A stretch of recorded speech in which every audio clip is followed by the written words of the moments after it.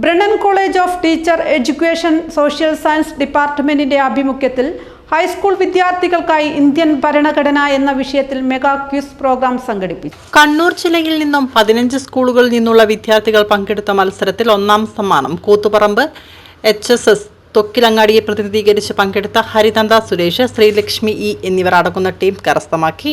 രണ്ടാം സമ്മാനം AKG SG HSS പെരളശ്ശേരിയെ പ്രതിനിധീകരിച്ച Adidev PK, Adidev P എന്നിവരടങ്ങുന്ന ടീമും മൂന്നാം സമ്മാനം സെന്റ് മേരീസ് ഹൈസ്കൂൾ പയ്യന്നൂരിനെ പ്രതിനിധീകരിച്ച് പങ്കെടുത്ത മാളവിക പ്രസാദ, മയൂക P എന്നിവർ അടങ്ങുന്ന ടീമും കരസ്ഥമാക്കി. തുടർന്ന് നടന്ന സമ്മാനദാന ചടങ്ങ് തലശ്ശേരി മുനിസിപ്പാലിറ്റി വിദ്യാഭ്യാസ standing committee chairman Henry Antony ഉദ്ഘാടനം ചെയ്തു.